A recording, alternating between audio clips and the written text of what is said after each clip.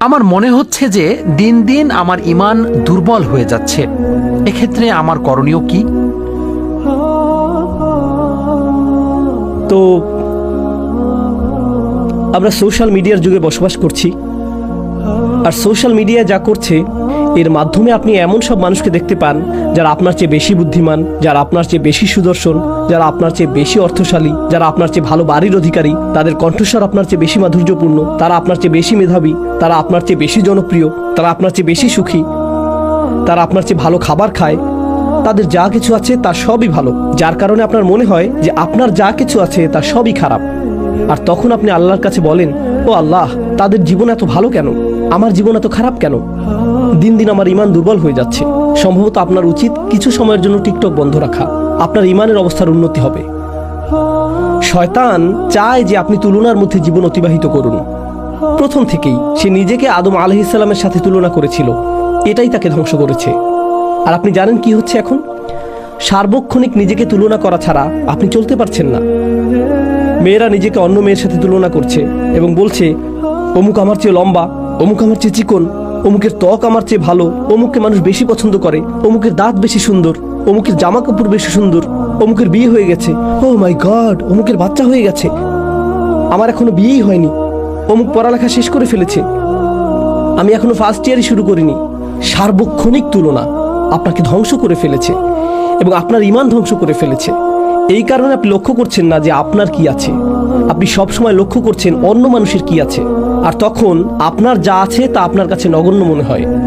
আল্লাহর শপথ, যদি আপনার কাছে কোনো খাবার না থাকে আর তখন আপনাকে কেউ ছোট এক টুকরা রুটি দেয়, তাতে আপনি সন্তুষ্ট হয়ে যাবেন।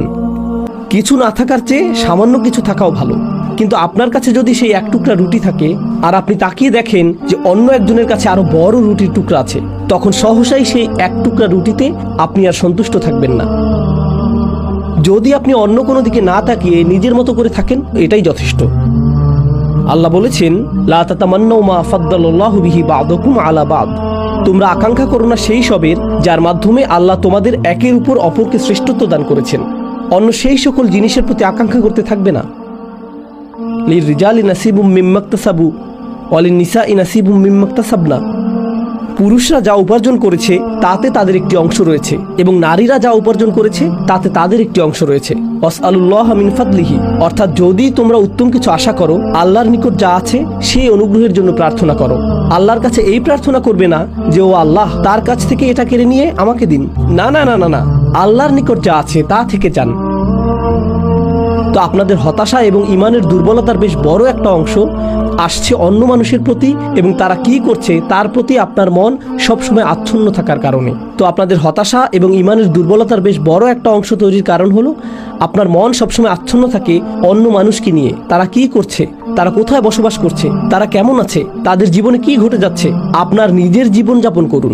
সোশ্যাল মিডিয়া ব্যবহার করে আপনি অন্যের জীবন যাপন করা থেকে বিরত থাকুন। তারা কৃত্রিম। সোশ্যাল মিডিয়ায় সবচেয়ে সুখী দম্পতি, তাদের দাম্পত্য সম্পর্ক শোচনীয় অবস্থায় আছে, কিন্তু তাদেরকে এটা প্রদর্শন করতে হবে যে তাদের দাম্পত্য জীবন কতই না সুন্দর, কারণ এর ফলে তাদের সোশ্যাল মিডিয়াতে নেতিবাচক প্রভাব পড়বে। এই জগৎটা কৃত্রিম, এর বড় একটি অংশ কৃত্রিমতায় পূর্ণ, আর এটাকেই আপনি মানদণ্ড মনে করছেন। এটাই আমাদের সময়ের সবচেয়ে বড় সংকটগুলোর একটি।